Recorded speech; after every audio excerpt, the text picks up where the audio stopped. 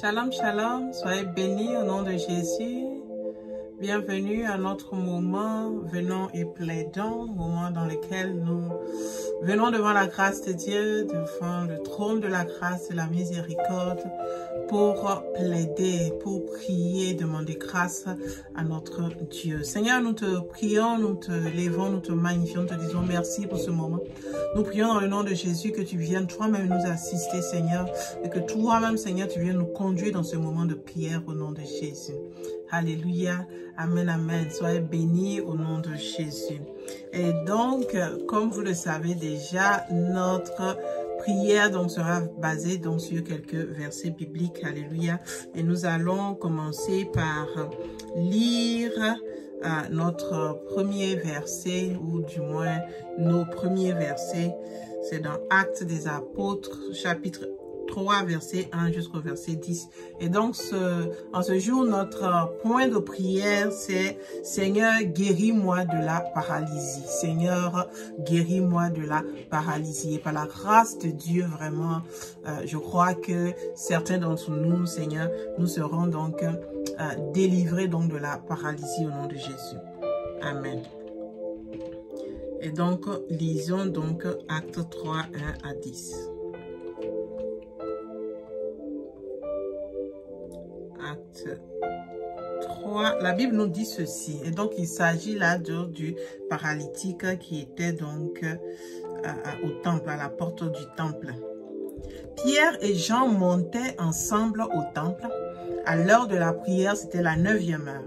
Il y avait un homme boiteux de naissance qu'on portait et qu'on plaçait tous les jours à la porte du temple appelé la Belle, pour qu'il demandât l'aumône à ceux qui entraient donc dans le temple.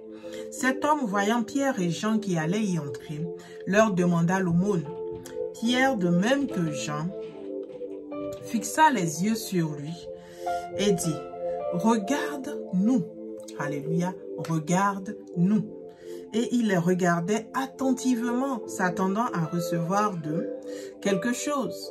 Alors Pierre lui dit, « Je n'ai ni or, je n'ai ni argent, mais ce que j'ai, je te le donne au nom de Jésus-Christ de Nazareth, lève-toi et marche. » Et le prenant par la main droite, il le fit lever. Au même instant, ses pieds et ses chevilles devinrent fermes. D'un saut, il fut debout et il se mit à marcher et il entra avec eux dans le temple, marchant et louant Dieu. Verset 10, il reconnaissait, tout le monde le vit marchant et louant Dieu. Il reconnaissait que c'était celui qui était assis à la belle porte du temple pour demander l'aumône. Et il fut rempli d'étonnement et de surprise au sujet de ce qui lui était donc arrivé. Alléluia. Alléluia. Et donc, la paralysie dont nous parlons en ce jour, ce n'est pas une paralysie, j'allais dire, qui est nécessairement physique. Nous parlons aussi d'une paralysie spirituelle, alléluia, une paralysie spirituelle, de cet état-là, de ton être ou de ta spiritualité, ou cet état spirituel qui t'empêche même de faire des choses.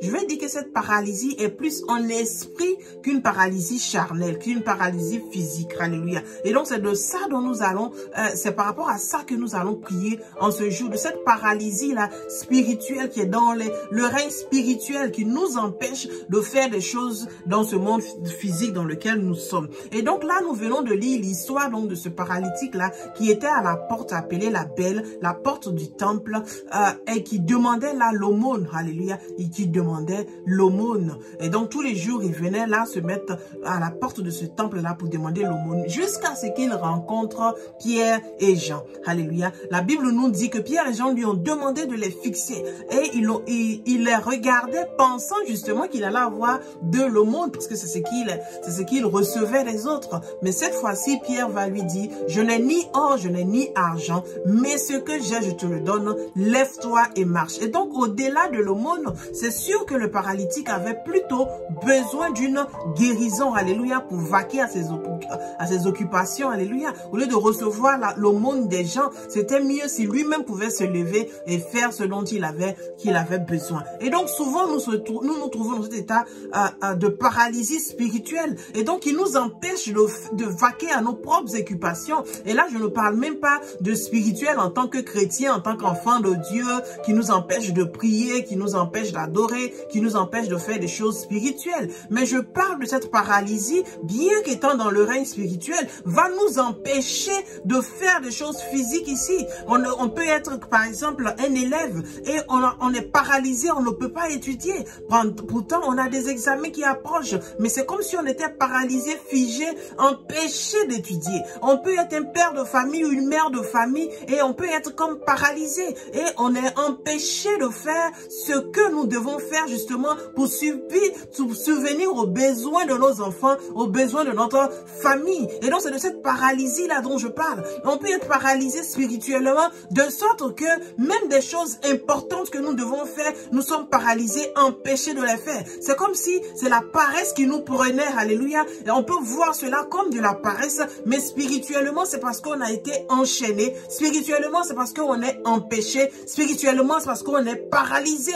Alléluia. On peut avoir toute la volonté de la terre. C'est comme ce paralytique, il pouvait avoir toute la volonté de marcher, toute la volonté de vaquer à ses occupations, toute la volonté de s'occuper de lui-même. Mais il était empêché. Pourquoi? Parce que paralysé. Et donc, on peut avoir toute la volonté de vouloir faire ceci ou de vouloir faire cela, s'occuper de nos enfants. En tant qu'élève, d'étudier, je vais étudier, on prend même des résolutions, mais spirituellement, on est arrêté, spirituellement, on est paralysé. Alléluia. Et c'est ce dont nous allons, c'est par rapport à cela que nous allons donc prier. Mais nous allons commencer par demander pardon au Seigneur. Nous allons commencer par demander pardon à Dieu. Alléluia. Pardon à Dieu. Pourquoi? Parce qu'on se souvient de cet aveugle-là. Les disciples ont demandé à Jésus, mais pourquoi est-il aveugle? Est-ce lui qui a péché ou bien ce sont ses parents? Et donc, le péché peut envoyer des paralysies, des handicaps, des maladies dans nos vies. Alléluia. Et donc, c'est par rapport à cela, nous allons demander pardon à Dieu, non seulement pour nos propres péchés, nous allons demander pardon à Dieu aussi pour les péchés de nos parents, les péchés de nos grands-parents, les péchés de nos ancêtres. Prions donc le Seigneur. Alléluia. Romaka shita kayara baba sotoko ya baba. Re maka yanta kaya baba baba. Alléluia. Re kashita kaya baba baba. Éternel Dieu, nous voulons te demander pardon. Pardon Seigneur parce que nous avons péché contre toi. Pardon Seigneur parce que nos parents ont péché contre toi. Pardon parce que nos ancêtres ont péché contre toi. Ils ont choisi l'idolâtrie Seigneur au lieu de te choisir toi. Nous voulons te demander pardon Seigneur. Nous voulons te demander pardon à cause du péché de nos parents. Nos parents qui se sont éloignés de toi. Nous-mêmes qui nous sommes éloignés de toi Seigneur Dieu. À cause de ces péchés Seigneur, la paralysie est rentrée dans nos vies. La paralysie est rentrée dans nos familles Seigneur. Nous voulons te demander pardon. Pardonne-nous, Seigneur, car ta parole dit que si nous confessons nos péchés, tu es juste et bon pour nous pardonner. Alléluia. Nous prions maintenant que le sang de Jésus vienne nous laver. Que le sang de Jésus vienne te laver maintenant. Que le sang de Jésus vienne te purifier maintenant. Si tu as demandé pardon au Seigneur, que le sang de Jésus vienne te laver. Que le sang de Jésus vienne te purifier et vienne te justifier. Alléluia. Que le sang de la justice, justement, vienne te laver maintenant dans le nom puissant de Jésus-Christ de Nazareth. Alléluia. Nous parlons de cette paralysie-là qui t'empêche de vaquer à tes occupations, de faire ce que tu as à faire. Alléluia. Même pour les choses importantes de ta vie, tu n'arrives pas. Alléluia. Alléluia. Nous allons prier maintenant. Et nous allons briser les chaînes maintenant. Du Seigneur, nous voulons prier. Je veux prier, Seigneur Dieu, pour un élève qui n'arrive même pas à étudier, qui n'arrive même pas à se concentrer. Il est comme paralysé, figé, Éternel des armées. Je brise les chaînes de la paralysie sur sa vie maintenant. Dans le nom puissant de Jésus-Christ de Nazareth. En ton nom puissant, Seigneur, je brise les chaînes de la paralysie. Je brise les chaînes de la paralysie. Dans le nom de Jésus-Christ de Nazareth. Tu es un père de famille, tu es une mère de famille. Et tu n'arrives même pas à vaquer à tes occupations afin de t'occuper de ta famille. Je brise maintenant les chaînes chaînes de la paralysie dans le nom de Jésus-Christ de Nazareth. Comme le Seigneur Jésus a dit à ses disciples, il dit, si quelqu'un vous demande pourquoi vous prenez l'anneau, dites que le maître en a besoin. C'est ainsi que l'anneau a été détaché pour faire rentrer Jésus à Jérusalem, alléluia, pour la gloire de Dieu. Je prie maintenant que tu sois détaché de tout arbre auquel tu avais été attaché toutes ces années, que tu sois détaché maintenant dans le nom puissant de Jésus, que les esprits de famille du côté de ton père, du côté de ta mère qui te réclament et qui demandent pourquoi est-ce que tu es libéré, je leur réponds maintenant que le Seigneur a besoin de toi au nom puissant de Jésus-Christ de Nazareth. La grâce de Dieu parvient à toi maintenant pour te libérer de toute paralysie dans le nom de Jésus de Nazareth. Le Seigneur brise maintenant les chaînes sur ta vie, brise maintenant les chaînes de la paralysie dans le nom de Jésus-Christ de Nazareth. Dans le nom de Jésus. Tu es paralysé, de sorte que même quand tu as des opportunités, tu ne peux pas les saisir à cause de cette paralysie, à cause de cette paralysie. Jean 5, le verset 7 dit ceci. Le malade lui répondit. Il s'agit là maintenant du paralytique qui était donc à la piscine de Bethesda. Le malade lui répondit donc à Jésus. Seigneur, je n'ai personne pour me jeter dans la piscine quand l'eau est agitée et pendant que j'y vais, un autre descend avant moi. Alléluia. Pendant que j'y vais, un autre descend avant moi. Et donc, c'est ça la paralysie. La paralysie nous empêche de saisir les opportunités. Nous savons qu'à la piscine de Bethesda, un ange devait descendre et quand il remuait l'eau, ceux qui étaient malades, le premier qui descendait dans l'eau, il retrouvait donc la guérison. Mais ce paralytique-là, chaque fois que finalement l'ange a bougé l'eau et qu'il est prêt à se jeter dedans, parce qu'il est paralysé, le temps qu'il arrive donc à la piscine, quelqu'un d'autre a déjà jeté dedans, quelqu'un d'autre a déjà pris comme sa place, comme son opportunité, comme sa bénédiction. Je veux prier maintenant dans le nom puissant de Jésus-Christ de Nazareth. Alors que tu as raté beaucoup d'opportunités à cause de cette paralysie, parce que tu ne t'es pas bougé rapidement, parce que tu n'as pas agi rapidement, justement parce que tu es paralysé, justement parce qu'on t'en empêche. Je prie maintenant que ces esprits maléfiques qui t'empêchent de saisir ton opportunité, qui t'empêchent de saisir les opportunités qui se présentent à toi, au point où d'autres viennent prendre ces opportunités-là pour en jouir. Je prie maintenant que cette malédiction soit brisée de dessus ta vie dans le nom de Jésus. Je déchire le voile de la paralysie maintenant même, dans le nom de Jésus de Nazareth. Dans le nom de Jésus de Nazareth. Cette paralysie qui fait que tu es réduit maintenant à l'aumône. Au lieu de toi-même te lever et vaquer à tes occupations, mais parce que tu es paralysé, tu es resté au même endroit, tu es obligé de rester au même endroit, alléluia, et de demander, de quémander pour manger, de quémander pour vivre. Je prie maintenant que l'opprobre qui est attaché à la paralysie soit brisé, déchiré de dessus ta vie maintenant, dans le nom puissant de Jésus de Nazareth. La puissance de Dieu vient à toi maintenant, pour te changer de condition. Ta condition change, ta condition change, ta condition change maintenant même, dans le nom de Jésus de Nazareth. Jésus a dit à ce paralytique, à la piscine de Bethesda,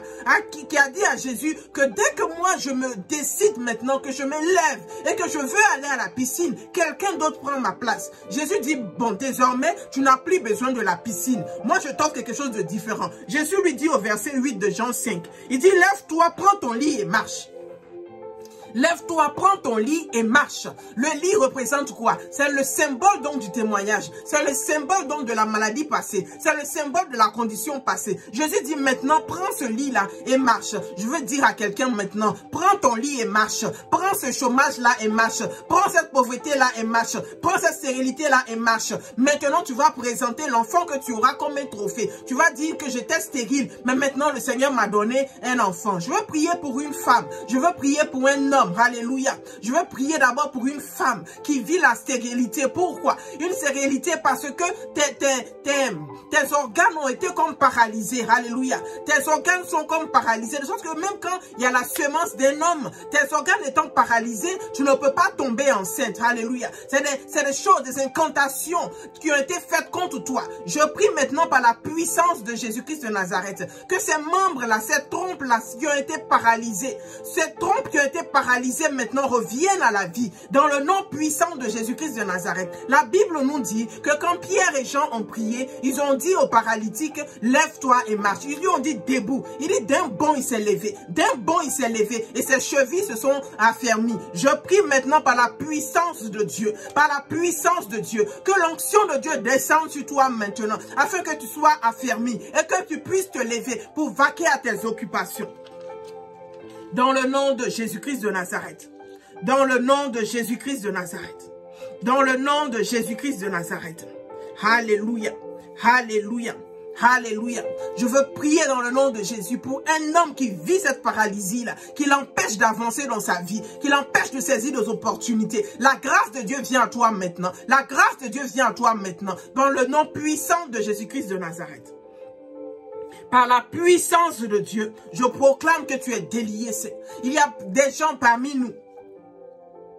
Qu'est-ce qui vous a rendu, qu'est-ce qui vous a paralysé? C'est les paroles des gens. Tu ne deviendras jamais rien. Tu ne te marieras jamais. Tu n'auras jamais d'enfant. Tu vivras toujours sur le dos des autres. Les paroles que les gens ont lancées dans nos vies. Et c'est ce qui maintenant nous a paralysés. Ce sont ces paroles-là maintenant qui nous ont liés. Ce sont ces paroles-là maintenant qui parlent contre nous. De sorte que même quand les opportunités se présentent, quand l'ange descend dans la piscine de Bethesda pour bouger la piscine, on ne peut pas se lever. On ne peut pas aller vers la piscine et saisir l'opportunité de la guérison. Je prie maintenant par la puissance de Dieu. Je prie maintenant comme Paul, comme Pierre pouvait dire aux paralytiques. Il dit, je n'ai ni or ni argent, mais ce que je te le donne. Lève-toi et marche. Lève-toi et marche. Je veux dire à quelqu'un maintenant, lève-toi et marche. Les paroles qui ont été prononcées sur ta vie pour que tu restes toujours au même endroit, pour que tu n'évolues pas. Je brise ces paroles-là maintenant par la puissance de Dieu. Au nom de Jésus-Christ de Nazareth, l'onction de Dieu qui brise le joug vient à toi maintenant pour briser le joug. Dans le nom de Jésus, la Bible dit que si deux d'entre vous s'accordent pour demander quelque chose, cette chose sera accordée. Alors que nous nous accordons maintenant pour demander ta délivrance, pour demander que tu sois libéré, Dieu nous l'accorde maintenant. Au nom puissant de Jésus, l'onction de Dieu vient à toi. L'onction de Dieu descend sur ta vie maintenant pour briser le joug de la paralysie, afin que tu puisses te laver, afin que tu puisses te lever et marcher, tu puisses te lever, vaquer à tes occupations et que le monde soit dans le passé, l'opprobre soit dans le passé, dans le nom de Jésus-Christ de Nazareth. Alléluia. Alors Pierre lui dit dans Acte 3, verset 6, « Je n'ai ni argent ni or, mais ce que j'ai, je te le donne au nom de Jésus-Christ de Nazareth. Lève-toi et marche. » Alléluia. Que la grâce de Dieu vienne à toi maintenant, afin que tu puisses te lever et marcher et saisir les opportunités qui viennent à toi maintenant. Au nom de Jésus. Amen. Soyez bénis.